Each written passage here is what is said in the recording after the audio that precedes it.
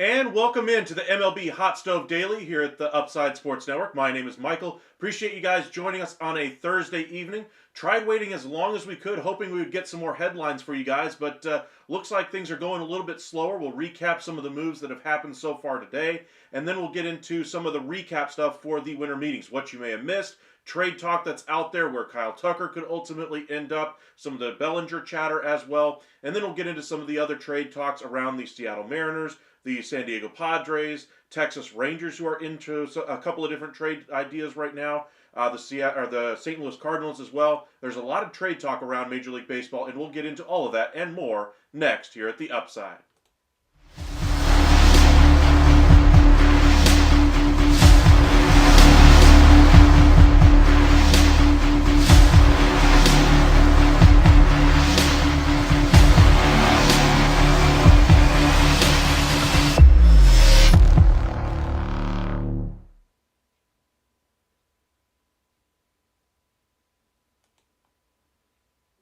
Not too many actual moves today. We did see the Texas Rangers make their move with making Nathan Eovaldi their 3 year, $75 million contract official. They decide to let go of Roansy Contreras, a former top prospect at one time, say 3 or 4 years ago, but has since not really found a stride at the major league level. Hopefully he latches on somewhere as a minor league contract, but looks like he's going to be the guy that's going to get the short end of the stick here with Eovaldi going back to Texas. Texas had claimed him after the end of the years anyway, so it wasn't really a lock to make the roster to start the season. Texas is still looking to add multiple other pieces to that team. They're looking for at least 2 more high leverage options in the bullpen, so Rangers are going to be active here over the next couple of weeks. One thing about Texas is they like to get their business done for the most part before Christmas. This is usually the time when we see Chris Young at his most active. We've already seen him make multiple moves to that major league roster. I would expect him to make more moves in the next week or two, so keep your eyes peeled for what may be coming out of Texas. Other moves that we've seen anyway, just more moves becoming official anyway. Rays got Danny Jansen across the finish line. Garrett Crochet's deal became official. Mets introduced Juan Soto as well. So those are kind of the headlines that actually happened. Now, as far as the rumor mill, still heavy interest right now in both Cody Bellinger. New York Yankees, the clear front runner there. If you joined us earlier in our live this afternoon anyway, we discussed how the Yankees, according to John Heyman, had pulled ahead, had made some progress in the discussions for Cody Bellinger with the Chicago Cubs. They, however, have Kyle Tucker as their top target right now. They did a great job getting Max Fried, but they're looking to improve their offense. Whether you believe the price is right or not for Kyle Tucker, I do not think they should be going that route, but they still need to improve that offense. This would be a move to improve their offense in the wake of Juan Soto going elsewhere, but he's not going to be the only piece that's going to be required to overcome the loss of Juan Soto. Say you even get the deal done for Kyle Tucker, I would expect them to try to still go out there in free agency and address either first base or third base, possibly a trade for Cody Bellinger. I wonder if that's why Bellinger is being held up right now, because they're trying to get the things sorted out right now for Kyle Tucker first. If you guys are new here, please feel free to hit that like and subscribe. We've gained quite a few subscribers. Even in our last live that we did this afternoon, we gained like 15 subscribers. So thank you guys for joining us. Really does help us out. We had close to 90 people at one point.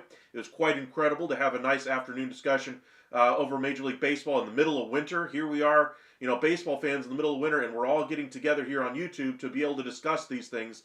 There's not really a main, national media, format that does this anymore. So we're glad that you guys chose us to be your outlet for baseball coverage. So thank you. Really do appreciate it. Welcome in JG. Welcome in Mark. If you guys are new here, feel free to say hi in the chat. Send us a question. If you have a trade idea, we'd love to hear it as well. This is the time where speculation happens. You're going to see all kinds of different trade ideas thrown around. This free agent signing there, this free agent signing, somewhere else. Let us know where you think your team should go.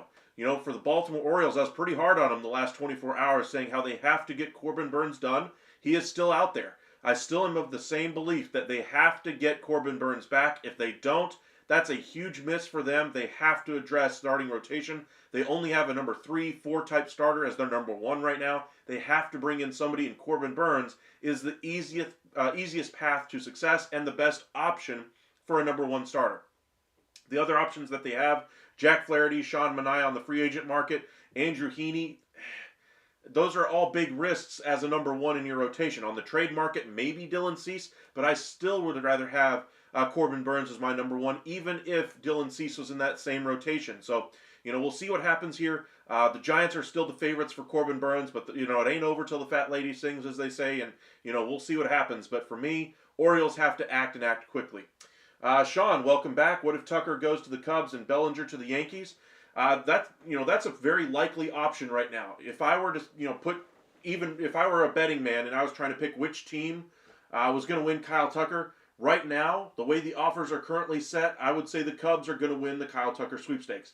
They have more interest in trying to get this thing done as they need some star power in that lineup.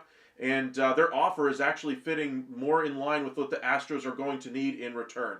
You look at Seiyu Suzuki, that plugs the hole left by Tucker. You look at Paredes, that fills the hole left by Bregman. And then you're getting a number 1 pick from 22 or 23, whichever one they toss in there, to give you some prospect depth as well. Really like that deal from the Chicago Cubs. Look at what the New York Yankees could offer. Luis Gil, fresh off of the Rookie of the Year campaign, possibly a Spencer Jones. I'd imagine they'd have to include Spencer Jones to get that deal across the board, and maybe a Hampton.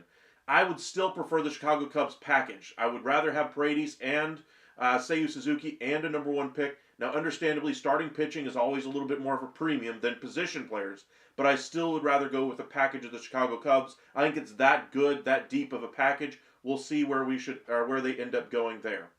JG, so if Bregman leaves, Tucker stays. If Bregman stays, Tucker leaves. I don't necessarily think it's one or the other. I think Bregman's money is too high. I think Tucker's money is too high. I think both are going to be gone regardless.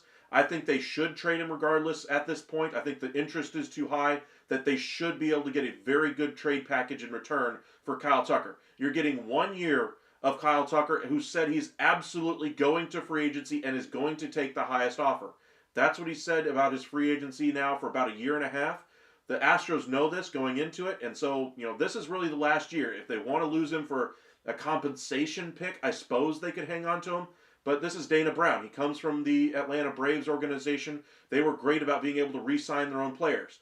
Astros are a little bit less inclined to go the number of years that would be required to retain Kyle Tucker. I think the money isn't necessarily the issue. It's the length of the contract. Now, they may not be able to give him, say, $35 million a year annually for, 5 years, 6 years, 7 years, 8 years, whatever the case may be. But they could certainly give him a fair offer if they were willing to go a little bit further on the years. I just don't think that Jim Grain would go that far. And so that's why I think there's a clear indication from the Houston Astros is that they're going to do something on the trade front with some of their free agents that they have coming up. Remember, this year is Alex Bregman. Next year is Valdez and Tucker. You have more free agents coming off of the books after that. This is a team that needs to turn the page from the championship team that it had built for the Carlos Correa, George Springer, Garrett Cole type of team. Now they have Bregman, Tucker, Alvarez, Altuve. What's the next championship team for the Houston Astros?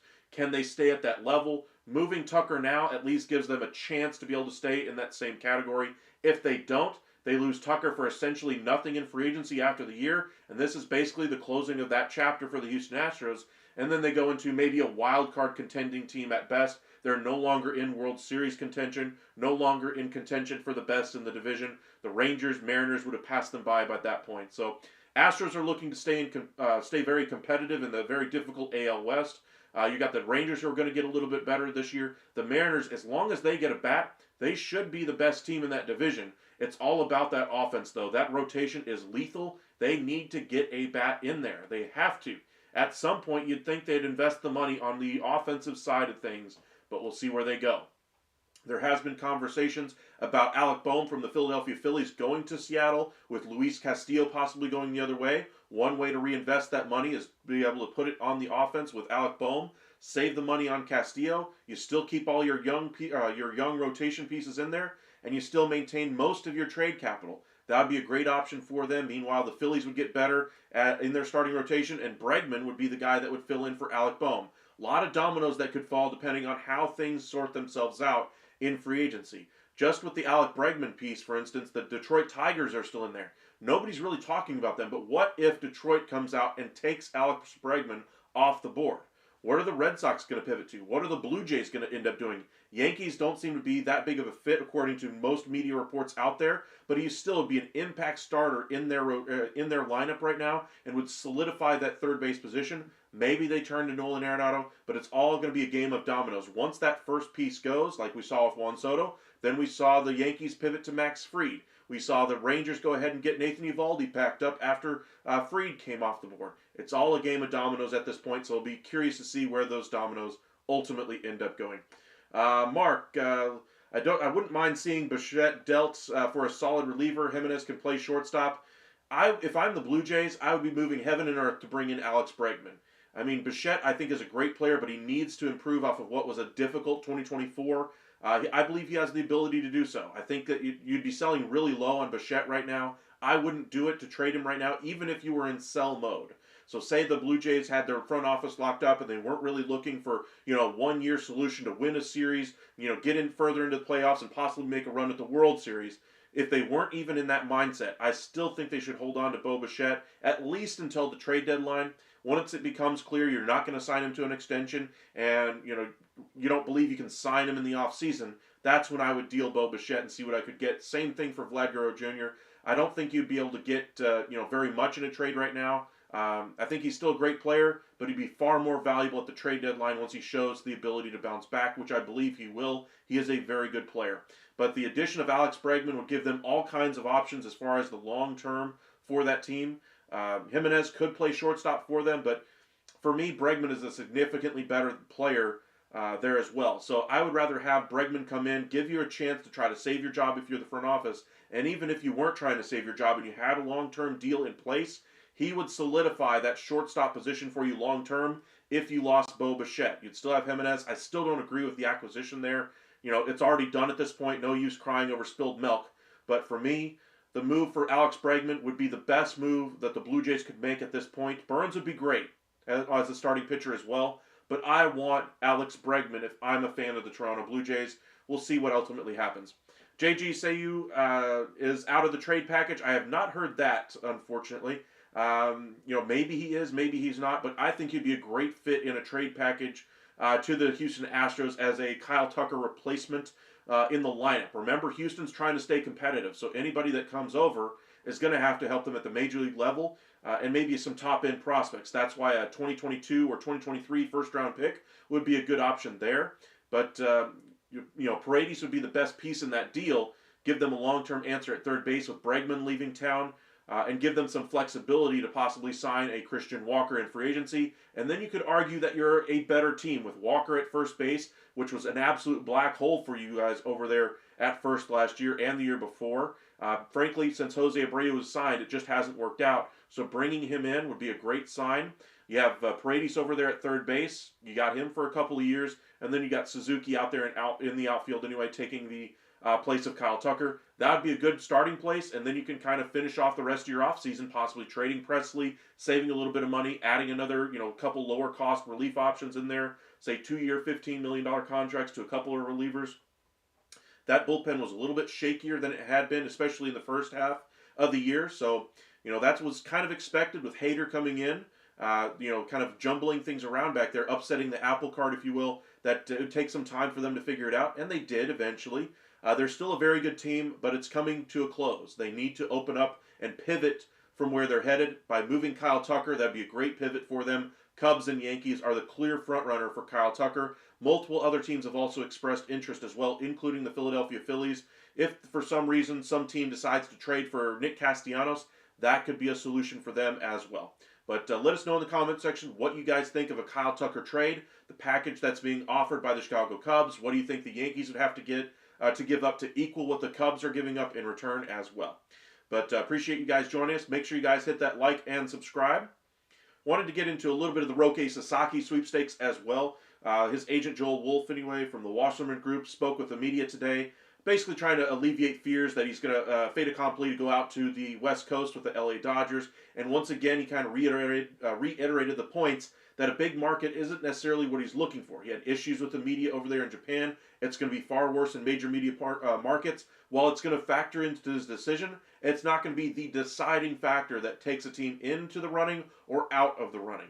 So, for instance, teams like the Cleveland Guardians, just because you're a small market, doesn't mean you're going to be in a more favorable position because you don't have that media attention. But it just means that he's going to take those kinds of things as part of the package of going to your team. The teams that are the favorites outside of the Dodgers are the Padres, Rangers, Giants, and Mariners. Cubs are on the periphery of that one along with the Mets and Yankees, but pretty much all the teams in Major League Baseball have a chance to sign him. He's going to be signing after January 15th. It's going to take us time to go through all the different meetings. Rangers already have a meeting set up with him. The Giants, I believe, have a meeting. Mariners and Padres for now. I'm sure we'll have confirmation as to when the Dodgers will be meeting, Mets, Cubs, all these other teams as well. But those are the teams that at least have let their local media members know that they have meetings on the books set with the Sasaki camp. But like I said, it's going to take about a month for that to even come to fruition. We'll see what happens there. Welcome back, Willard. If I'm Houston trading to Yankees, I want Spencer Jones and Heel and minor league prospects done deal. You would prefer the Yankees package. Interesting. I guess you would prefer the Lucas Heel in that package. Spencer Jones, to me, I would rather have Paredes and the first round picks anyway, or one of the first round picks recently from the Chicago Cubs, rather than Spencer Jones. I understand, he's got this high prospect status from the New York Yankees, but we've seen how the Yankees prospects, at least the top end ones, always seem to be a little bit elevated, a little bit inflated as far as what their actual value should be. I'm going to kind of throw my Rangers under the bus a little bit here. You remember a guy by the name of Jurickson Profar? He's great now. He's on the free agent market right now. Resurrected his career a little bit this past season with the San Diego Padres. He's going to do well in free agency. But do you remember when he came up with the Texas Rangers? Do you remember how he was the #1 prospect in the sport? I'm not saying he wasn't a very good prospect, even an elite prospect. But the Rangers utilized him in a way that really elevated his stock. Kept him away from certain media members. Kind of kept the mystery going as to what this guy is capable on the field. What he's capable of on the field. Kept him away from things that were a little bit more challenging in the minors. When he came to the majors, first at bat was a home run. So you thought the sky was the limit. This is the next great thing since sliced bread.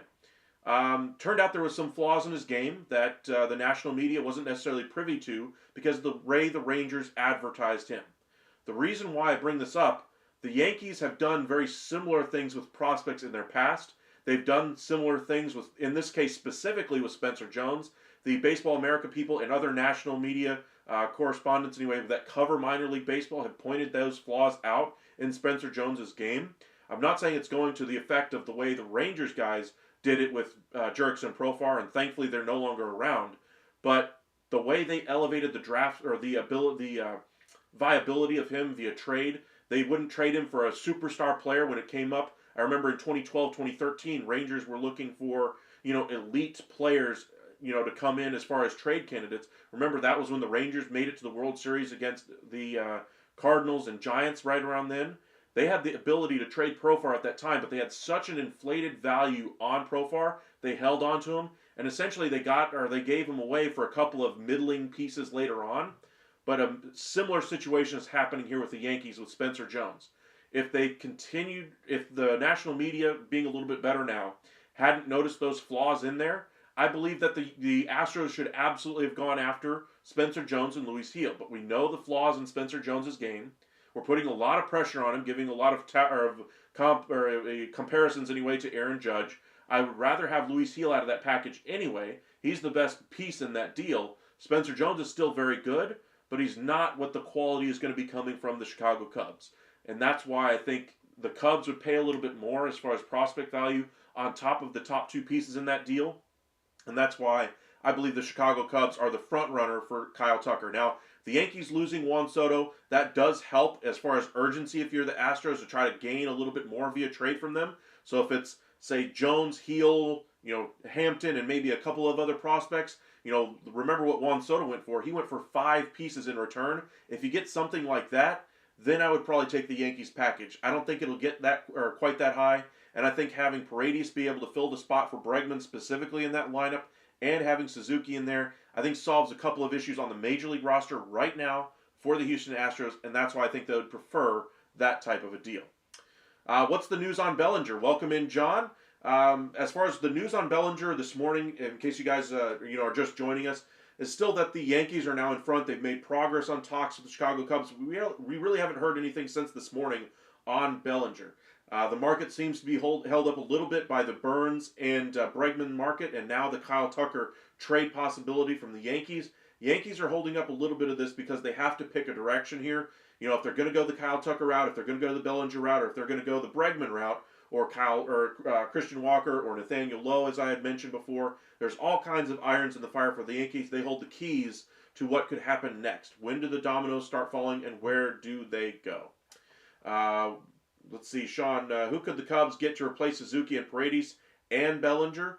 Well, obviously Suzuki, if they trade him away, they'd be replacing him in the lineup with Kyle Tucker. Huge upgrade.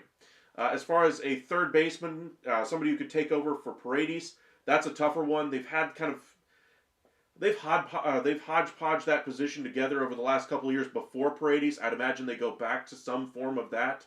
I don't think they'd go top of the market for anybody else in free agency or in the trade market. Maybe a Nolan Arenado, but if you're trading for Kyle Tucker, you've already exhausted a lot of your trade assets.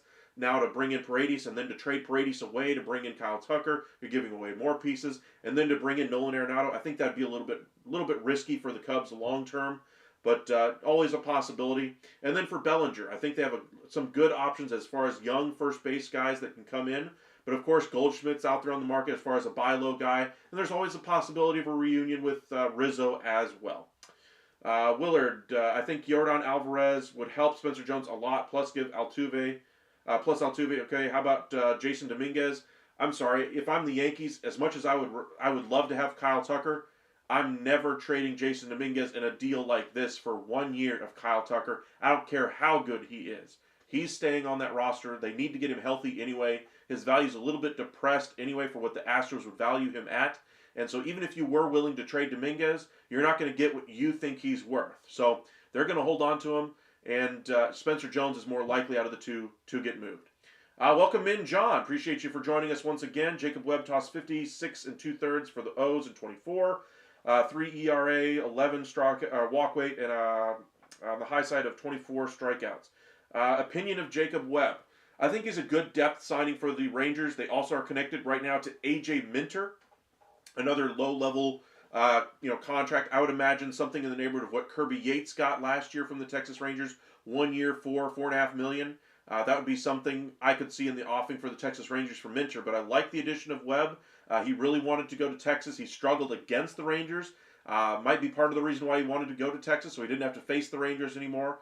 Outside of Texas, he has had a lot of success. He's a really good off-speed pitcher. Fastball sits around 93, 94 miles an hour. Has a pretty good change splitter or a curve split option anyway. But his changeup is the devastating pitch there. That's why his strikeout rate is a little high. Now the walk rate does concern me a little bit. But when you look at Kirby Yates, who had a great year for the Rangers last year, his walk rate last year was around 14%. His walk rate being around 11 is a little bit less than that. So if you get similar results out of Jacob Webb, that'd be incredible for the Rangers to be able to get that out of a $1.5 million signing. Great move by Texas to bring him in at such a low cost. Same thing bringing in Berger at next to nothing. A couple of really good low-cost moves. I think Minter is going to be a Texas Ranger, and then they can go to the top of the market. There has been some rumblings about the possibility of Devin Williams finding his way to Texas. The DLLS Rangers podcast, anyway, was noted, or one of the Rangers beat reporters works regularly on that podcast, and he was noting how Devin Williams and the Texas Rangers would be a great fit. The piece there that would be going back the other way would possibly be Nathaniel Lowe, but they don't really need Nathaniel Lowe. They have Rhys Hoskins there. The more likely piece, if they did go the Devin Williams route, is now Ezekiel Duran. long-term piece, maybe even a Josh Smith as well. Either one of those pieces I think would appeal a little bit more to the Brewers right now, as they're going with more of a youth movement on the position player side. They still need work on the pitching side, but we'll see how this next group of Brewers returns to their sophomore season. Machiavelli, that would be a Yankee move. It would be a Yankee move to go after Kyle Tucker, to overspend on him, if that what your question is. But they're trying to solve, a big issue for them is, trying to capture the headlines back after losing Juan Soto to the New York Mets of all teams. I mean, Juan Soto, boy, was that a surprise seeing him in a Mets uniform, just how it would look. You knew it was coming. You saw the deal, 15 years, $765 million, but it wasn't a CGI or, a photoshopped image or whatever. This was actually him on camera in a Mets uniform, and it was just different to look at. It took a minute to kind of adjust to, and then when you realize that, a couple years ago when the Washington Nationals were shopping him around, the team that was, the second place finisher in the sweepstakes for him was the New York Mets. They didn't get him at that time, but I'm sure Soto was opened to the ideas of what could happen as far as if he joined that New York Mets organization. Padres ultimately get him. It doesn't work out there. He goes to the Yankees, gets to the World Series, looks great, works well with Aaron Judge, and ultimately decides to go to the Mets for $15,765. Great run by the Yankees to try to sign him. Ultimately, it didn't work out. One big puzzling question I have, though, if you guys were watching the press conference, we were doing our live at that time, so I had to go back and watch it. But something really stood out to me that bothers me about that Yankees team. You have the number one free agent in the sport on your roster going into free agency. His end of season exit interview with reporters, he's got his hat on backwards so you can't see the Yankees logo on his head during that report. Nobody contacts him from that team, from that clubhouse, to say, hey, we want to be buddies. We're friends on this team. Let's go out and have a beer. Let's go out and hang out. We want you to come back. Not even one call from a single member of his own team called him since he became a free agent. And this is the time where you're supposed to be trying to woo him. I'm sure the Yankees front office is like, hey, well, let us handle it. We'll try to recruit him. Hey, Aaron Judge, if we need you to come in and sit in the meeting on this, will you be there? Absolutely. Yeah, I got you, man. Not one member of that team contacted Juan Soto since the end of the season. That's a problem. There is a clubhouse problem with the New York Yankees, and nobody is talking about it. I saw a TikTok video about it as well earlier. It's unbelievable that the Yankees would allow that to happen. Not one person contacted the best player in free agency to say, hey, maybe you want to come play in New York again. We had such a good run. We made it to the World Series. You hung out with us all season long. Hey, we're friends now. Let's go hang out. Not one teammate on the New York Yankees contacted Juan Soto since the end of the season. What is wrong in that clubhouse? I want the New York media, who is very good at their job, trying to get to the bottom of these details. Why haven't they discovered this until now when Juan Soto at the press conference is informing them of this? Nobody had sussed out since the end of October that, hey, maybe somebody should have reached out from the New York Yankees on the player side for Juan Soto. Where is the disconnect between the players on that team and to try to bring in the best player on the free agent market that you just had in your own clubhouse? That's a huge problem going forward for the Yankees. And that's another big problem when it comes to the pursuit of Kyle Tucker, Alex Bregman, any of these other top free agents. If there's a clubhouse problem in New York, even if the money is equal, we just saw Juan Soto said, hey, the money's pretty equal here. I'm going elsewhere. That's a problem. Juan Soto isn't necessarily viewed as a bad guy off the field. He isn't viewed as a problem in the clubhouse. So what's the problem with the New York Yankees where not one teammate on his own team reached out and said, hey, we want you back. Hey, let's hang out. Hey, did you see that new movie this week? They didn't even do any of that. Not one time since the end of the season. That's a problem. Yankees need to address it. We'll see how the New York media handles it over the next couple of weeks. I wonder where things are ultimately going to end up with the Yankees. I think this speaks to a bigger problem with that Yankees clubhouse. We knew Aaron Judge was more of a quiet, reserved type of a guy in the clubhouse anyway. Anthony Rizzo had injuries, couldn't exactly be the vocal leader this year, understandably. But where is the accountability from players on that roster. Aaron Boone, Brian Cashman, we can give them all the crap we want. Hey, you should have made this substitution here or there. Hey, you should have done this signing. Hey, you should have gone for more athleticism. But if your clubhouse can't even get themselves in order, that's a problem, and it needs to be addressed right away. We'll see what happens the rest of the offseason. But I'm very curious where the rest of the story goes for the New York Yankees. Say they bring in Kyle Tucker. If this is the clubhouse they're bringing him into, if I'm Kyle Tucker, I already told you I'm looking for the best offer. That ain't going to change my opinion after 1 year in the Yankees. Y'all tell me all the time about how the culture of the Yankees, the history of the Yankees is so great, yet you don't reach out to the best player in free agency after he was on your team for a whole year. The investment you made, 5 pieces going to San Diego. Hey, maybe one of our players at the back end of our roster should at least reach out and say, hey, the reason I have a job here is to be a clubhouse guy. Maybe I should reach out to the best player in the game that's a free agent. Just a thought. But we'll see what goes on the rest of this offseason. The Yankees have some big questions to answer, some big shoes to fill for Juan Soto. So that's kind of where I want to end things with the New York Yankees tonight is what are they going to do with that clubhouse? We can talk about the additions of Max Fried. We can talk about the addition of possibly a Kyle Tucker. We can talk about the addition of Christian Walker and how on paper this should work much better, and I believe it will. But if you're not able to re-sign Juan Soto when all things are basically equal because your clubhouse is a problem, what else is going to go wrong?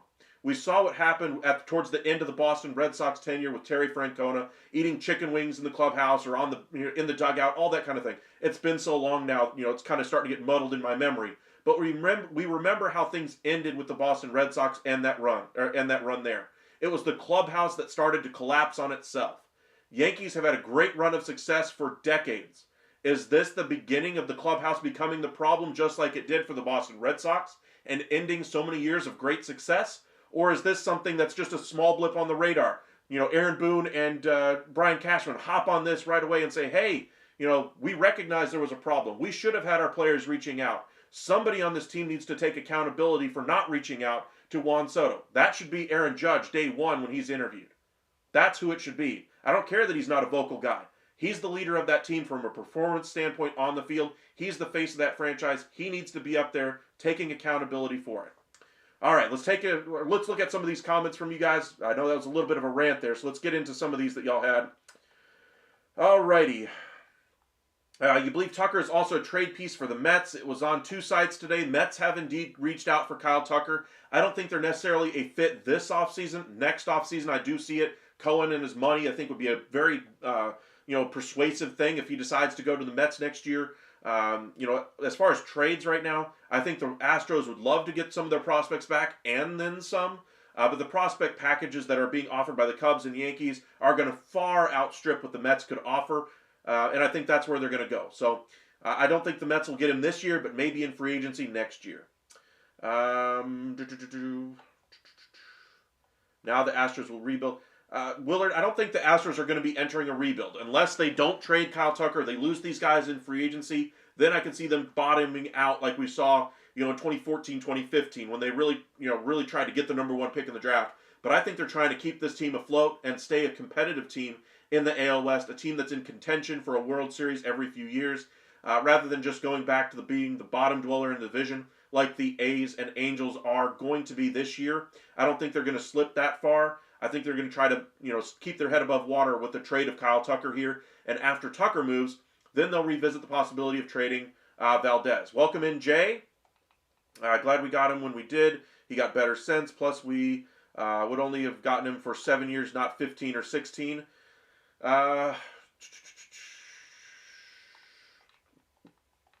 Let's see. Welcome back, Machiavelli. Trying to read some of your comments really quick here. How about what he said at the presser that he spoke to no one on the Yankees? Says a lot. That's exactly what I was just talking about, Jay. Who would want to be there? Exactly. Another big point there.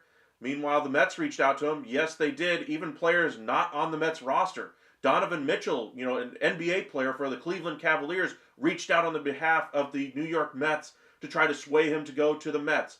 Yankees personnel could not be bothered. That's disturbing for me if I'm a Yankee fan. Judge probably didn't want Soto stealing his spotlight. Apparently media loves Soto, but not Judge in the playoffs. Maybe he got jealous. I don't think Judge gets jealous. I don't think he worries about that. I think he prefers to be more of a quiet, reserved guy. Corey Seager for the Texas Rangers is a similar type of guy. He's not the vocal leader on the team. That's Marcus Semien. I think the vocal leader on that team was just absent because of injury in Anthony Rizzo at first base, and nobody stepped up into those shoes. That's where the issue is, I think, in the clubhouse. I think they need to get another clubhouse leader in that. Bregman would be a guy to do that. But now that you have clubhouse issues, or at least clubhouse issues have now come to light, who's going to sign there to help solve the clubhouse issues? They want to go into a good situation. They're signing up for a long-term future of their team, of their family. Are they willing to walk into a clubhouse issue that they have to solve right from day one? Those are some big questions for top free agents that are out there. Are you willing to go into a situation that may or may not work out from a clubhouse perspective? Something new to think about that you don't necessarily want when you're trying to woo all these top-level free agents. Trades, they obviously come over. They don't really have a say in the matter, but Kyle Tucker, his 1 year there might influence his decision where he decides to go in free agency. I think he's still going to go for a top dollar out there as well. I just saw that one there. All right, word is the Mets are looking to trade for King. Imagine that. One of the people traded for Soto, both on the Mets. I know that the Padres are being active in trade discussions right now. I haven't heard King's name out there too much. But, Dylan Cease, I think, would be the more capable piece for them to move, get them more in return as well. And I think the Orioles, if they lose on Burns, might be the piece for them to go after. I don't really see too much of a connection there for King. Welcome in, Sarah. Appreciate you for joining us once again. Our resident Yankee fan on the American League side. Sorry, Sarah. I know you're a Cardinal fan first. Platypus, Willard Wright, no. Sarah, I want Fetty traded as well as Matz from the Cardinals. I think Fetty would get you a decent return. I don't think you'd get like a top 20 prospect, but I think you could get a couple of top 30 guys. He's on a great contract right now and has pitched very well in the regular season. Had a great first half with the White Sox. A little bit rockier finish anyway with the Cardinals.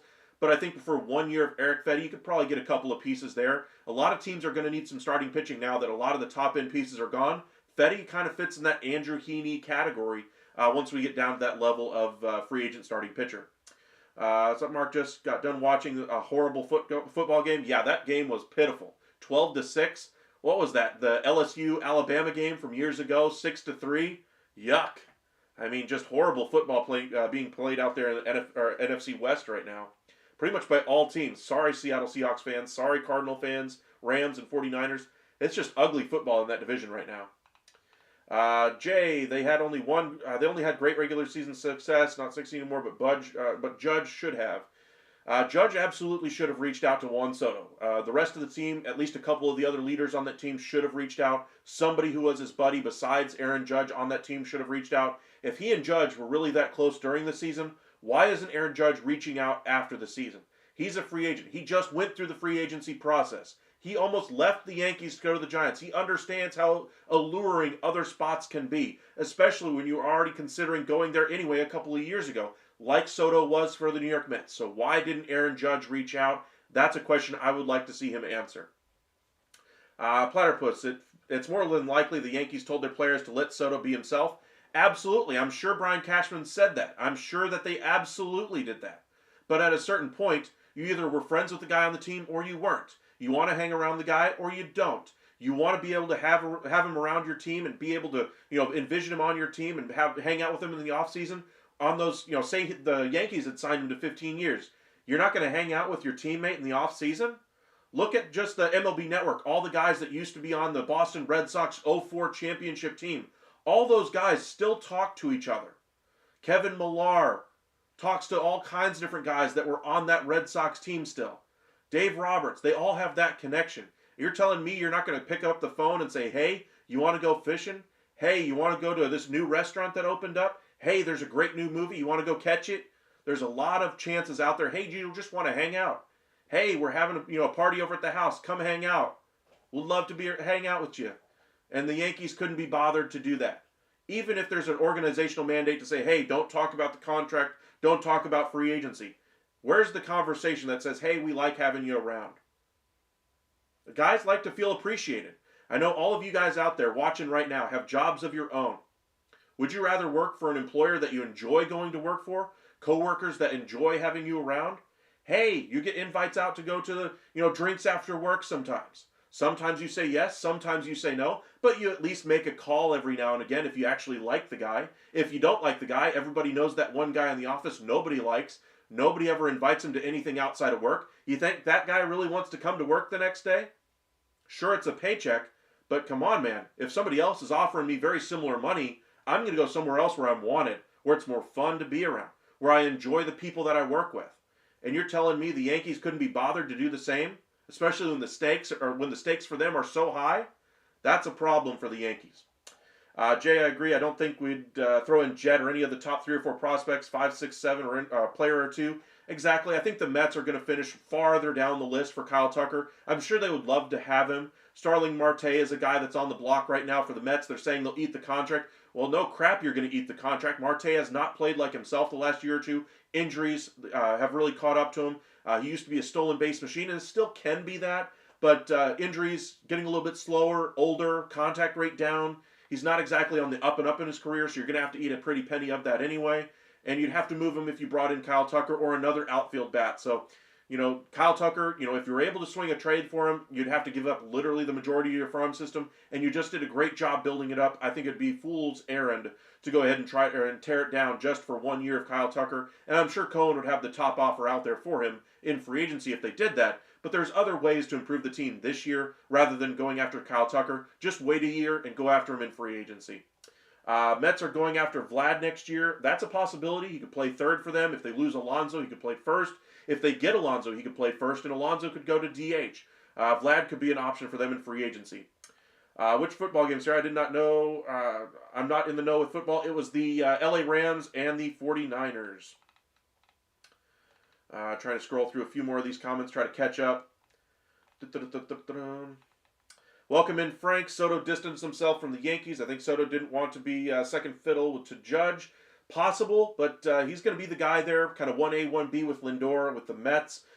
Jay, how about this one? Our Uncle Steve flew his family too to his homes. It was said the Yankees met with Soto and put him on a 4-star, which is not a 5-star according to Heyman.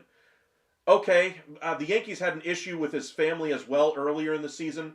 His mom was kicked out of a VIP area at Yankee Stadium at one point during the season. That also rubbed him the wrong way.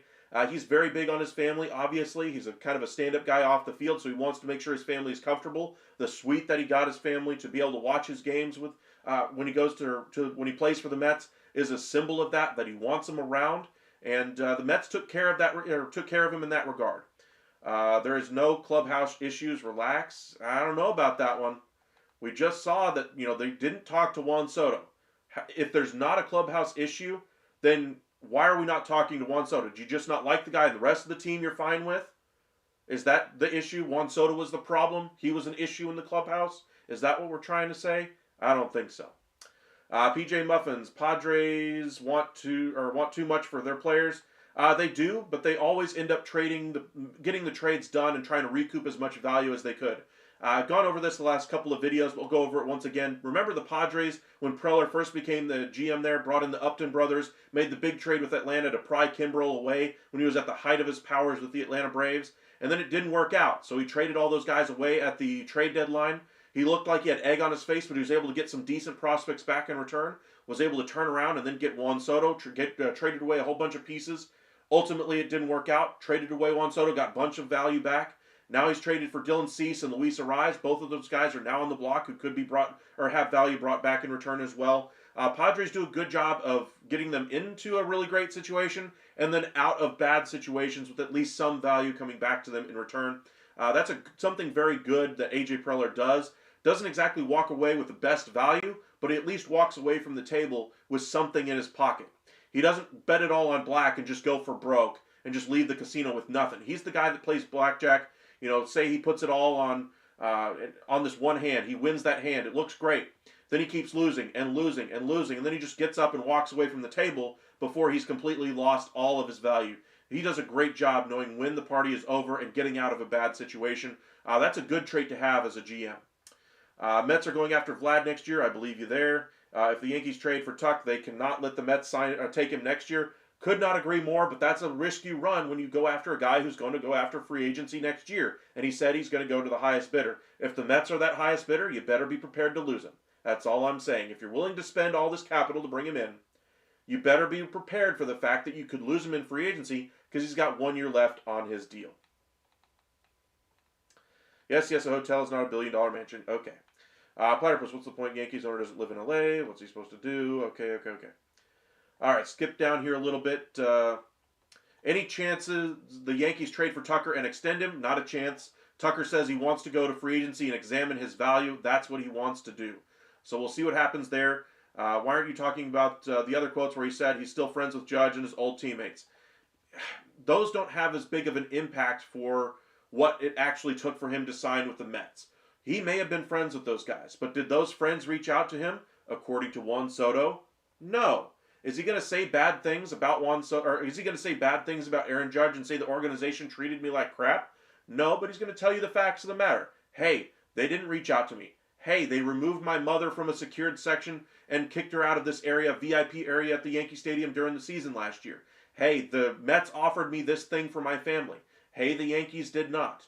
That's the facts. And sometimes those things can, hey, you're still friends with the guy. You don't want to necessarily say, hey, I punched the guy as I was walking down the hall, passing him in the hallway at the office. You kind of did the, hey, what's up nod, and that's about it. That's kind of what I get the feeling Juan Soto is saying here, is that he got a whole bunch of what's up nods and then nothing. There was no personal connection there off the field. We don't see that connection off the field with that team right now, especially with when it comes to Aaron Judge. He's going to have to answer some questions from the media when he gets back in there, and we'll see what it goes. I'm curious to see what happens here. Mets look very good right now in New York. Yankees still look very good, but they are going to take a step back offensively until they add at least a couple of bats to that lineup. They have their work cut out for them. I think they're going to do a very good job of filling some of those holes. They needed to get more athletic, a little bit better defensively at third base and at first. They need better production from their relief pitchers as well. They secure what they needed in the rotation with Max Fried. I'm not saying they're in a bad position right now. They brought in Max Fried because he wanted to be a member of the New York Yankees, but it took an extra year to outbid the Rangers for him and other teams. I'm not saying it's starting to spill over into their recruitment of free agents, but now that it's out there, now that Juan Soto himself has said, hey, they didn't exactly reach out, and now we're starting to see some of the clubhouse issues, that were there all season, but that we don't necessarily notice during the year because, hey, they're around each other for 162 games plus the playoffs. Of course, they're going to try to get along with their teammates as best they can. But when the season is over, who do they turn to? It's been a month and a half since the end of the World Series quote-unquote run. Aaron Judge hadn't reached out to him. None of the other teammates had, and that's a problem as far as the front office is concerned. They need to address that, figure out if there is a bigger issue going on, and where is the leadership going to come from in that clubhouse. When you have an injured guy in Anthony Rizzo, that's your vocal leader on that club, somebody who's healthy has to step in as the vocal leader on that team, and it sounds like nobody really did that. And Anthony Rizzo's a free agent right now. He's not exactly going to be the guy to recruit Aaron Judge or recruit Juan Soto to the Yankees. They needed to solve that issue. All right, let's go ahead and check in on the pitching market. Mark, what do you see where do I see Manaea going?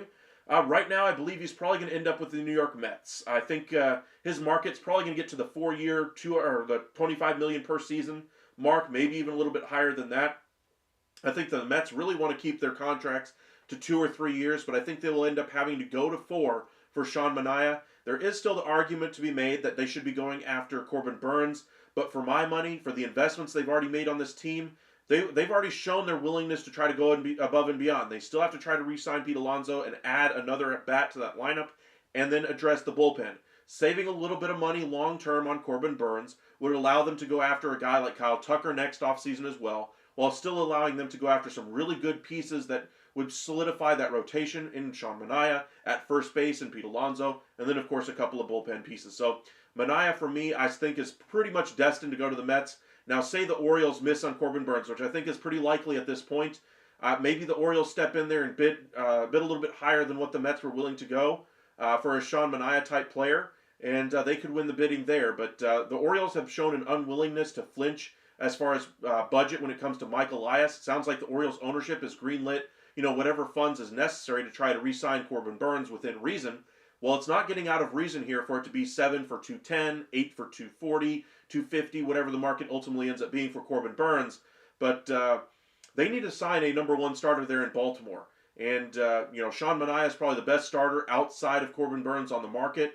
Trade market, Dylan Cease is out there. But Corbin Burnes should be their number one priority. I told you guys earlier, come hell or high water, the Orioles front office is going to have major questions to answer when it comes to their philosophy of handling their pitching staff. They've done a great job developing younger players, drafting, all that's been great. But for the Orioles to not be able to hold on to their own guys after they trade for them, you're giving away prospects for Flaherty. Didn't work out. Sure, he leaves in free agency for next to nothing to the Detroit Tigers. You say, oh well, we'll go out in there and get a better pitcher, a Cy Young caliber pitcher who has a good season for you guys. Your season ends abruptly once again with a rough postseason run, but you decide to lose him in free agency for what's going to be fair market value. Not necessarily anything crazy, but not a huge overpay by another team, but by what you might have expected when you traded for him a year ago. You knew at the time Corbin Burnes was probably going to get a 6-7 year deal, at $200 million, somewhere around there. If it ultimately turns into 8 for $240, that's not exactly excessive compared to what you might have expected him to get in free agency when you invested the prospects to trade for him.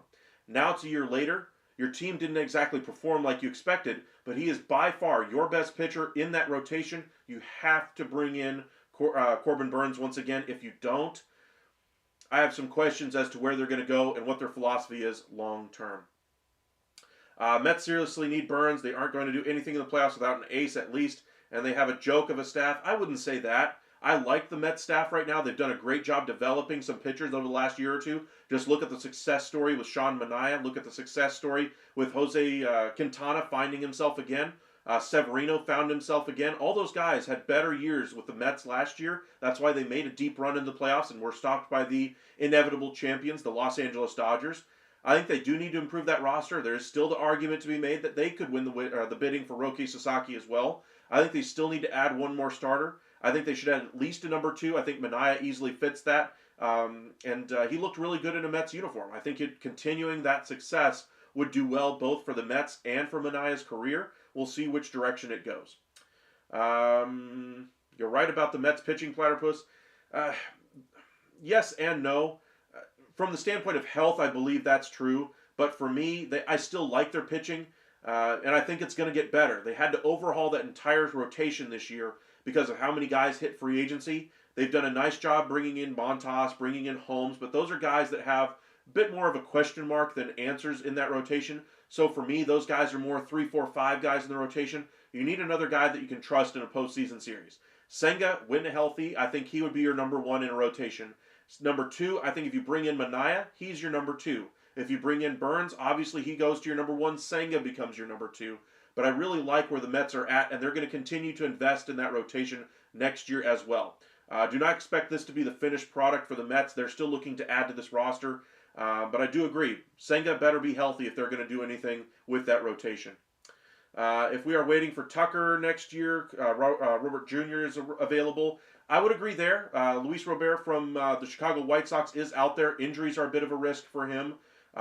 His contract is a little bit of an albatross as well. Was once thought of as a really high value guy, but when you can't get on the field and when you are on the field, your numbers aren't nearly as good as they used to be. Your value becomes a little bit depressed. So a team that's willing to take on the money and possibly give them a decent prospect or two, maybe a top 15 guy and then another top 30 guy, might get the job done. Anything beyond that, I think, would be a little bit out of the realm of possibility for the White Sox to expect. You're not going to get a top 50 prospect for Luis Robert at this point. I think it'd be wise for them to move on and see where he goes. Welcome in here. Appreciate you joining us once again. Astros fan, I'd say let's trade Tucker. I really like the Cubs offer of Paredes and Suzuki. It killed 2 birds with 1 stone. Exactly my point. That's why I think the Cubs offer fits what the Astros are looking for a little bit more. That's why I think the Yankees, if they're going to try to win that bidding, would have to include Jones and Heel and Hampton and another piece. Having Suzuki and Paredes be able to be, answers in that lineup for the Astros with the trade of Tucker, it solves the hole left by Bregman, solves the hole left by Tucker. You get a prospect out of it and maybe another one from the Cubs, and you just walk away knowing you're in better shape for this year and next year by trading away Kyle Tucker. We did an example of what a trade would look like for Tucker. His value is around 30-ish, 31, 32 right now, according to baseballtradevalues.com. You include Suzuki, you include a Paredes, you include a number 1 pick like their 2022 first or their 2023 first. your value is nearly double that. We did the same exercise with the Yankees. Luis Heel, Spencer Jones, Hampton, and maybe another prospect. Again, double the value of what Tucker is worth for 1 year. Now, Tucker obviously is the best player in both of those deals, star power, all those kinds of things. But because he's not signed long term, his value is somewhat capped at what he could possibly bring you for a 162 game season and then one postseason run. So a team that's looking to capture lightning in a bottle, a team like I would say like the Toronto Blue Jays, for instance, a team that's trying to win and push all their chips to the middle would be a team I would see as a fit for a 1 year answer in Kyle Tucker. And they have all the money in the world to try to sign him next year, but they're trying to save their jobs. In order to save their jobs, they have to win this year. So for me, they would be a team that would fit really well. I have not heard them nearly at the level in Kyle Tucker as any of these other teams, and for good reason. They don't have the prospects or the pieces to be able to bring him in. But I also think it's better for them to go into free agency, for the Blue Jays, that is, to go after a Bregman as a solution for them long-term at short. For Burns, I think both of those are better options for the Blue Jays this offseason. But I'm just saying that the case to be made for trading for a rental option purely, when he's this valuable, you're going to have to overpay nearly double what he's worth. Teams that are desperate, that are absolutely trying to win this year and this year only, are the teams I'd be looking at to try to bring him in. Cubs aren't necessarily in that position. They're trying to add a star power to their lineup and get a little bit better offense overall. Sure, they're still trying to make a run to the playoffs. I get it. But they're not in a position like the Yankees right now, who are trying to recover after losing Juan Soto to the Mets. So, something to kind of think about there. McNeil, Marte for Robert for the money and one lower prospect. That's not a bad deal. I still wouldn't do it if I'm the Mets. I'd rather have McNeil. Platypus, no way Tucker is worth more than Soto in trade. I would say they're very comparable as far as trade value right now compared to where Soto was last year and where Tucker is this year. At this time last year, Soto was worth around 31, 32. That's exactly where Tucker is right now. So, as far as value, they're very similar according to baseball trade values. Now, as far as value, as far as what you're going to get back in return for him, you're getting nearly double what Tucker is worth right now on the open market. The trade that brought Soto to the Yankees anyway, the Padres did really well in that trade as well. They got significantly more than what he was worth according to baseball trade values and all the other pundits out there because it was only 1 year. Now, if it worked out and you signed him long term, of course it was going to be worth it. But the question is, are you going to be able to sign him long term? Welcome in, Edwin. Appreciate you for joining us. I'm not sure if you guys are new here, but if you wouldn't mind, hit that like and subscribe. Really does help us out. Got about 65 of you guys with us right now, so thank you guys for joining us. If you feel like supporting the channel, have your question read, please feel free to send us a super chat. We really do appreciate those as well. But Edwin, would you trade McNeil, Marte, Beatty, and pay down their contracts for Luis Castillo? They get a couple of bats there for Seattle. That's not a bad option. You get a good rotation option, probably slots in there as your number 2 in the rotation, even if you brought in Sean Manaea again as well. I wouldn't really do that, though, if I'm the Mets. That creates too many holes on my roster with McNeil, Marte, Beatty all leaving town. Now, minor league talent would make more sense as far as not trading pieces off of my major league roster, but I did all this work to try to build up my minor leagues. I'm not looking to trade for my minor leagues right now. I don't see them going the trade route for anything significant. Now, if there's an opportunity out there, say like a Carlos Correa, they're just trying to, offload the money there in Minnesota. Maybe they don't have to get anything off of they don't have to, give up their top prospects to bring in a Carlos Correa. They can tell the Twins, hey, we have Steve Cohen's money. You don't have to eat any of the money on Carlos Correa. We weren't comfortable with the money at the time when we tried to sign him in free agency a couple of years ago. But we're trying to win now. We have an aircraft carrier now in Juan Soto and Francisco Lindor. We're going to bring back Pete Alonso. Go ahead and just give us Carlos Correa. We'll give you a couple of low-level top 30 prospects, and we'll call it good. Then Correa becomes your starting everyday third baseman. You have Alonso at first base. That's a team I would say is right up there with the Los Angeles Dodgers. I would just say the Dodgers would have a better rotation at that point, but something to kind of consider there as well. Like and subscribe. Great talk happening here. Absolutely. Thank you, Jay. I know we had a little bit of a difference opinion there on the clubhouse for the Yankees, but I like to have fun and talk about baseball with you guys. This is where one of the few forums we have left to really enjoy baseball in the off season. MLB Network, they take away pretty much every one of the shows that I enjoyed at this point, and all we're left with now is MLB Tonight and Hot Stove. Hot Stove, I was a fan of when it first started, but it's gotten very repetitive. I don't like the way Vasgersian, his cavalier attitude towards some of the teams out there, derogatory comments to the Texas Rangers over the year. He had to eat crow a few different times when the Rangers were able to sign DeGrom and Seager and Simeon, basically saying the Rangers don't have the wherewithal. They don't have the cojones to do it. And lost a little bit of respect for the guy when he did those kinds of things. And just the soundboards and talk is like absolute obnoxiousness. Some people enjoy it, but for me, it's just completely distracting. I miss the days when Ken Rosenthal was delivering the reports, the rumors that were out there. And that's what we're here. I enjoy having, discussions about, where players are going to go, what they're going to do, what the teams are looking to do to fill the hole of a Juan Soto, what they're looking to do to, replace an Alex Bregman if you're the Houston Astros. Astros are trying to stay competitive, so they're looking at possibly trading a Kyle Tucker. Where could he go? Once Kyle Tucker is traded, who's the next big guy that could be traded? Where are the pieces going to go because Kyle Tucker's traded the Cubs? Now they've added a piece to their lineup. What are they going to do to solve their rotation issues? Those are all things that we've really lost in the national media, and I really enjoy discussing that with you guys. So appreciate you guys joining us. If you guys are new here, hit that like and subscribe. We'll be live here for another probably 10 minutes or so, go over a couple of different trade ideas here in just a few minutes. And then we'll probably log out for the night. Doesn't look like anything's happening at the moment. Let me go ahead and pull up my screen here for you guys and just see, with the Twitter anyway, just to see if anything is happening. Let me see here.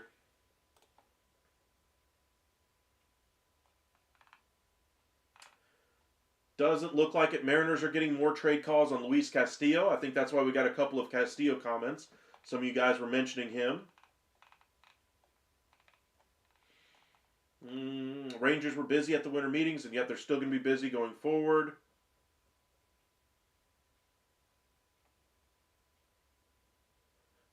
Jay, I scroll up. I think the other day when Soto signed, I fired back at a Yankee fan. You said, be friendly, I apologize. Yeah, okay, I got you. You're good, Jay. We're good. Heel, I know they won't do it, but Gleyber Torres makes a lot of sense for the Twins. I know they are high on Julian, but he's been okay so far. Plus, he can be trade bait. Angels are still in on Torres as well as the Nationals. I think if they moved Carlos Correa, that could be a fit there for them to go after a guy like Gleyber Torres or a low-level option as well. Paranormal, welcome back. Joining any moves in the past couple of hours. I haven't checked for any teams. What's going on with the Yankees, Astros, and Cubs? I know we got quite a few viewers right now, so we'll kind of recap what's going on with that whole question there. Any moves in the last couple of hours? No, but we are starting to get some clarity on where Bellinger could go. Yankees have certainly stepped out for that, but it sounds like they're waiting on the Kyle Tucker trade. If that gets done, then I think the dominoes start to fall again. I do believe that they're in the market still for a Christian Walker at first base, and just because they acquire Kyle Tucker, I wouldn't rule the Yankees out of getting Cody Bellinger as well. Tucker would fit into their outfield. Bellinger could fit at first base or in center field. Lots of options, but the Yankees need to get a couple of bats. Those would be two really good ones. Lefty hitters in that lineup. They're really right-handed right now. They need some lefties with that short porch out there in right field that's made for a left-handed hitter. They need some lefties in there. Christian Walker's a right-handed hitter. Bregman's a right-handed hitter. They need to add some lefties in that lineup. Tucker would be a great fit. I think Bellinger would as well. As far as the talks, the Cubs are, have quite a few rumors out there considering, the Bellinger possibility of going to the Yankees. The Mariners are still in there as well. But they are also in there for Kyle Tucker. Their offer seems to be Suzuki, Paredes, and one of their top first-round picks in the last couple of years. Meanwhile, the Yankees' top offer seems to be Luis Heel. They're a little hesitant to include Spencer Jones. Hampton is also a part of that package, and another prospect as well. For me, and for what the market out there, for the rest of the punditry out there, believes that the Cubs offer would solve some of the issues the Astros have right now. They're going to lose Bregman in free agency. Paredes fills that spot. Suzuki would fill where Tucker goes, and then you still get some prospect depth as well. You save a little bit of money at the end on top of that, and then you have some money to go out there and bring in Christian Walker. You trade away a guy like Ryan Presley. Maybe it's a 2-for-1. Presley goes back the other way to get a couple of other pieces from the Cubs. That way, the Cubs solve their their bullpen issue and their star power issue. Something that I think is being discussed right now between the Cubs and Astros is that exact possibility. Because Presley has been shopped this entire offseason. They have Hader entrenched as their closer. Presley has 1 year left on his deal at $14 million. Tucker has 1 year left on his deal. They're going to get significant value back. Jones, while he may not necessarily be available, That's why the Yankees are reticent to trade him. I think it's going to be what's required if they want to get Kyle Tucker from the Yankees, or to the Yankees anyway. So we'll see what happens. We'll see where things ultimately go. Let's see here. Steven, welcome in. Let's see. Let me look at this trade. My screen's not going up for some reason. Okay. Suspect the Yankees get Bellinger and sign Walker. I think that's probably the most likely scenario right now. Bellinger, I think, would solve their issue in the outfield. Be that Kyle Tucker, since I believe the Cubs ultimately get Kyle Tucker, then you're left with Bellinger probably as your biggest improvement out there because they're not really interested in bringing in Santander. I think Teoscar's probably going to go back to the Dodgers. That leaves you with the Bellinger as your top option to come into the outfield as an offensive improvement.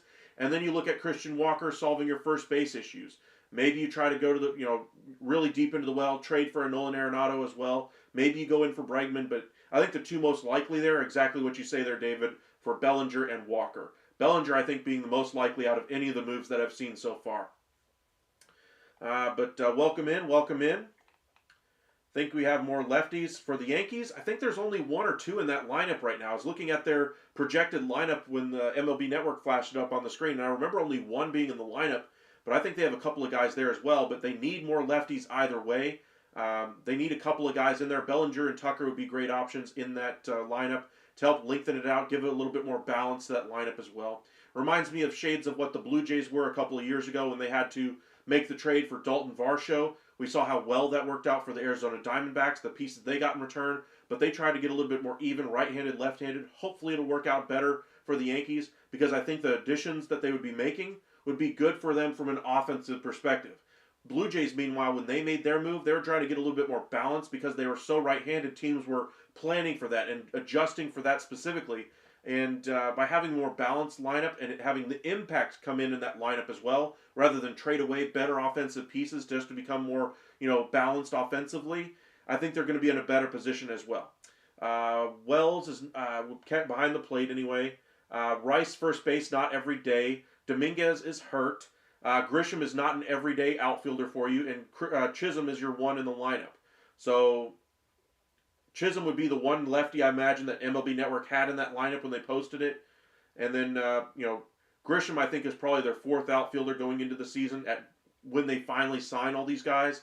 But right now, they still need more pieces on the left-handed side. But look at all the names you're mentioning there. If Chisholm is your best regular guy in the lineup, they need more lefties. Bregman, he is a right-handed hitter. Bregman is a right-handed hitter, Mark. But they do need more lefties. Bellinger would be better than pretty much everybody we just mentioned there that's left-handed hitters. Dominguez, of course, could be better than any one of those. But Dominguez had the injury issue last year, and that's why he wasn't in the lineup, of course, for significant portions of the year. And he's still young. He hasn't really proven anything at the big league level yet, but we'll see. I think that they do need to add some lefty at-bats there. They were a little bit too right-handed at times during the year. Wells, Rice, Grisham, those aren't exactly striking fear into the opposing pitcher. They need somebody from the left-handed side to at least balance it out a little bit there. Having Soto at the top of that lineup as a left-handed hitter really helped make that lineup work, and bringing in another hitter of that same caliber, I think would really go a long way to lengthening that lineup out, making it a little bit more balanced. Let's see here. What lefty bat Texas getting?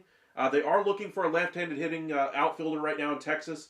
I don't necessarily think it's anybody in particular. They've been connected to Jock Peterson.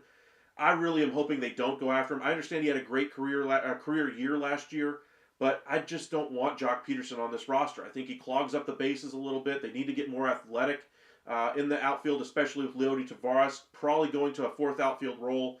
And, Nate Lowe, if they trade him away, they're going to have to acquire another left-handed hitter or at least give Josh Smith an everyday role in one of those spots out there. Not against that, but the Rangers, I think, need to, solve some of their issues rather than, take away from this roster.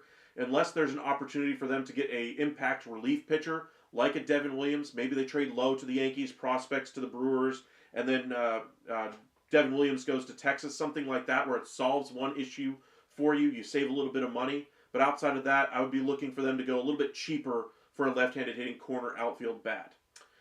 Who told you Dominguez was hurt? He was hurt quite a bit last year. He never really had significant time at the major league level, but he needs more time. He still needs time in the lineup. He needs everyday at-bats. Jason, welcome in. If I'm cashing, I'm not taking Bellinger just so they can get Tucker. I'm making a 3-team trade, puts Tucker and Bellinger on the Yankees. Both of those guys I think would work well in a Yankees uniform. I'm not against that, but it's really difficult to see them getting Tucker, especially with the Cubs being in there. And it's tough seeing the value working for the Yankees. I'm not saying that they're not going to get him. I'm not saying that the Yankees aren't ultimately going to pay the piper in order to bring Kyle Tucker in. I'm just saying that there are better ways to do it in free agency that wouldn't cost you prospects. That was kind of the point of our video that we did earlier. David, it's crazy though. Last year we struggled to hit left-handed pitching. True, you did at times. Heel also, if I'm CY, I'm including Leody and Lowe in trade to the White Sox to get Luis Robert. It makes sense. I don't want Robert though. I would rather go a different direction than Luis Robert. Say a year or two ago, I would have made the decision to go after Robert, but right now there's better options on the free agent market than going after Luis Robert. And by trading Leody, who's your 4th outfielder and best defensive outfielder, and then trading Nathaniel Lowe, who's your best defensive first baseman, you create more holes than it actually solves. So while Robert might help you from solving a left-handed hitting corner outfield bat, you create an outfield, or you create a hole in your outfield depth. You create a hole at first base as well. I think Berger is a great DH, sometimes platoon guy at first base when you need a righty in the lineup. But if you're counting on him to play 150 games at first base, I think the Rangers are going to suffer defensively for it, and I think they need a complement there to go with Berger. I think Lowe's a great fit there. Nathaniel Lowe was a 2.7 WAR player, I believe, last year, whereas Berger was a 0.9. While the power was there for Berger, the power really hasn't played through on the field anyway for Nathaniel Lowe. He needs to prove it in the game a little bit more. He is the best power hitter in batting practice for the Rangers, but it doesn't come through on the field. He's too selective, too passive at the plate. I wonder if Berger and the new hitting coaches that they brought in are going to instill a little bit more urgency into Nathaniel Lowe, and maybe he hits that ceiling that we've been hoping he would. Bellinger fits nicely on the Yankees. I couldn't agree more. I think he solves quite a bit of issues for them, both from the left-handed hitter in the outfield and at first base. I really like him possibly going to the Yankees. They are viewed as the front runner for Bellinger right now. Yankees taking Bellinger allows the Cubs to get Tucker. That's what happened when they took Donaldson. The Twins went and signed Correa. Sure, I get the argument there from Yankees fans as far as how Correa ultimately ended up with the Twins. They made the calculated risk of going a little bit cheaper, shorter-term deal by bringing in Donaldson rather than the long-term money of a Carlos Correa. Yankees fans didn't really appreciate that at the time. Donaldson wasn't exactly a great hit with the New York Yankees. Correa, one could argue, would be a significantly better fit for them. Who knows? Maybe they're the team that trades for Carlos Correa and puts him at third base. Could be a possibility. But, for me, I would still like to have Bellinger on that roster, period. And if I can have my cake and eat it too, that would be the best case scenario. Possibly sign Tucker in the offseason. That's what I would prefer to do if I'm a Yankees fan. But we'll see where things go for Tucker. We'll see where Bellinger ends up. Appreciate you guys joining us tonight. Got about 60 of you guys with us tonight. We'll be live again tomorrow afternoon. Probably go a little bit earlier than what we did. We'll try to do one. Let's see, tomorrow's Friday. I'm off the rest of this week, so let's go around 11 o'clock. We'll try to do some of the East Coast guys out there who have their lunch at noon. You guys can check us out here on YouTube. Hit that like and subscribe. We'll be live around that time. And then we'll do another evening wrap-up show as well.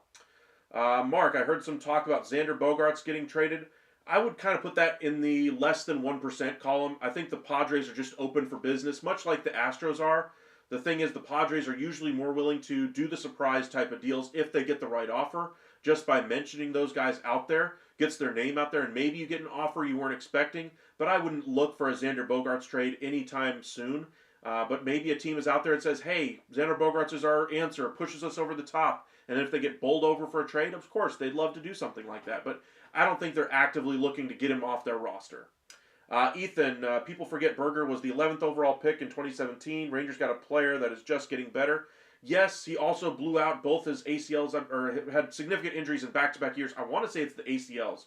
But he basically missed 2 years of development in the minor leagues. That's why he still has 4 years of control left at the age of 29. He's going to hit free agency much like Christian Walker did when he's 33, 34 years old. Berger's still a pre-arb guy, so Rangers got a bargain here. A lot of power in that bat, and hopefully with the Rangers staff there, they can get him to at least take a few more walks, get on base a little bit more, and then I think he'd be a much better player overall. Defensively, I think Nathaniel Lowe is significantly better at first base. So that's why I think if you're going to have him in that rotation at first base, it needs to be a platoon more than anything else. But the Rangers really did a great job over the last couple of weeks bringing in Nathaniel Lowe, bringing back Nathaniel Lowe, bringing in Webb as well from a relief pitching standpoint. Looks like they're going to get a guy like A.J. Minter as well, and they're going to go big game hunting for some of the best relievers on the free agent and trade market. They've been connected to Tanner Scott and Kirby Yates on the free agent side of things. Yates has also been connected today with the Detroit Tigers. We mentioned that in our earlier video. He would be a good get for them. And then on the trade front, they've been connected to both Helsley and Devin Williams. So we'll see where he goes. I heard something about a Max Muncy trade. Dodgers are always in on pretty much everything out there, much like all the other teams. They want to see what they can get for their guys. We'll see where some of these trades come from. Like the Jimenez trade came out of nowhere. The Berger trade came from out of nowhere. Hopefully over the weekend here we get some decent moves out there. But, I'm looking forward to Bregman signing here soon. I'm looking forward to Burns signing here soon. And we'll keep our eyes peeled on that relief market because once one of them goes, you're going to see a quick run on them. So in the next week, this guy on our screen, Chris Young, he likes to get his work done before Christmas. This is right around the time that he's going to try to get that bullpen set up, bring in a high leverage guy or two.